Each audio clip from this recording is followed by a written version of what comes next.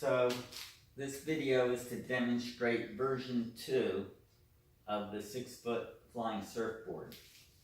Now I flew it today and it flew fairly well. I want to first demonstrate the main thing that went wrong during the flight, and then I'll go over more details of what the changes that were made from version 1 to version 2, and then the changes I'm going to make version 3. So, the first fail of the flight was a repair of the surfer came undone, and essentially he weather vaned and was pointing backwards during flight. This didn't stop him from flying okay, but that's where he was pointing while he was flying. Alright, so the other problem, not really a failure, but a problem, was that the servo for the rudder, or I shouldn't say servo because I'm not absolutely sure, but the rudder action, although it worked, was weak. I don't know whether that's due to the small surface area of the rudder or to a relatively weak 9-gram class servo that was used, or whether a combination of the two. So I'm going to upgrade the servo when I go to version 3. So, changes that were made from version 1 to version 2.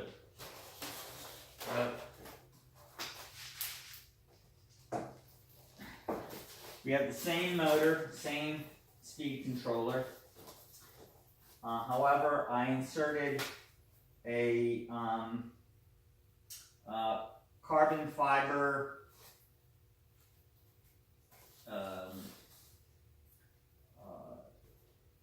bar here, the rectangular ones, and then one, so there's one here, and one going from here all the way to there. And the reason for that is I had previously some carbon fiber inserted up here to protect the front end, but I didn't have anything there, and that's where it cracked. So this carbon fiber slab goes from here across the area of breakage and all the way up in an effort to prevent a crack going this way in the event that the surfboard crashes head first into the ground. Okay, looking at it from the back, put it down, ground, down lower.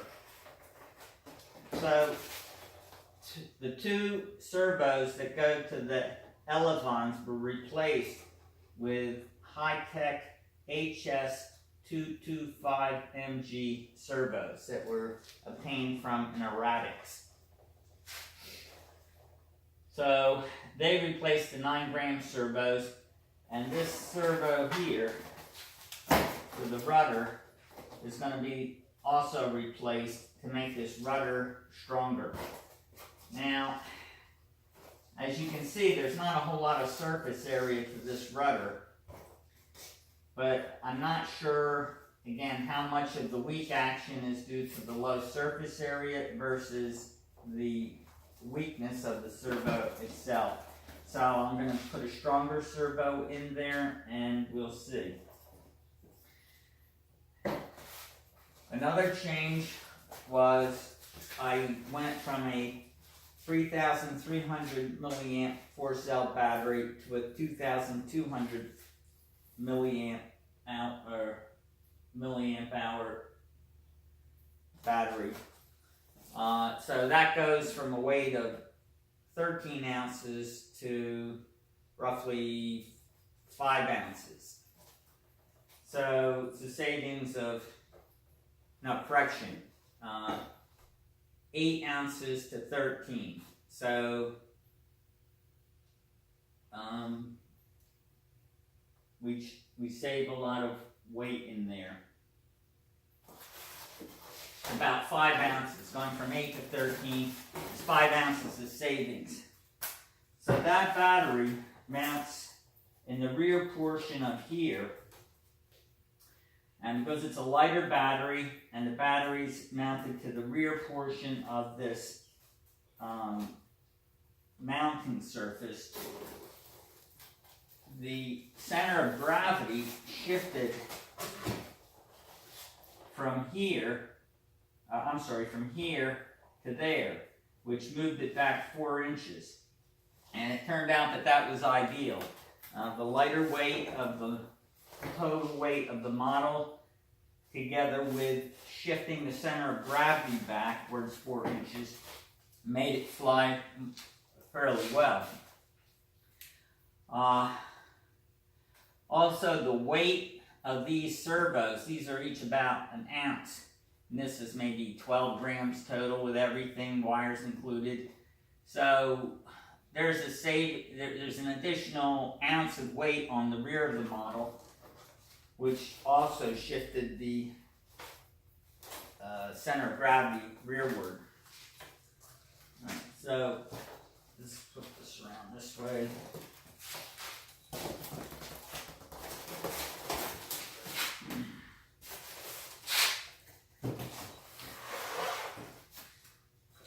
So, in addition to making the, replacing the servo for the rudder, I'm thinking about, when I go to fix this thing, to actually cut the whole thing off, and then I can have different top sections mounted on a lower section, so I can change the surfer person. So, for example, I want to have a one that's based on a picture of my cat. So I'll put like the upper body of the cat here, and that'll be one surfer. And then this will be another surfer, and then maybe a Snoopy or a Mario or whoever. So we can change the surfers. But I need to refine the mounting system. I can leave this lower part the same. I just have to figure out some simple way to mount the top section and keep it pointing straight ahead so it doesn't steer the model left or right. Okay, so that's it for version 2. Sorry I don't have a video of the flight. I forgot to take my GoPro camera with me, and there was no one else at the field to film it with my cell phone. So, and the other thing was, it was actually fairly easy to hand launch this by myself. So, with one hand as so, holding it something like that, and my transmitter in my right hand, I was able to hand launch it by myself, which kind of surprised me given how big and bulky it is, but it turned out to be not a problem. And given, I don't know about you guys, but sometimes you hand it off to a friend to hand launch it and they really screw it up, and you think, oh my God, I should have just done it myself. And you thought, well, if you have somebody else hand launch it, it'll be safer because you can have both hands on your transmitter. And then they launch it badly and it crashes, and then what can you do? Thank them for their help. So that's it for version 2.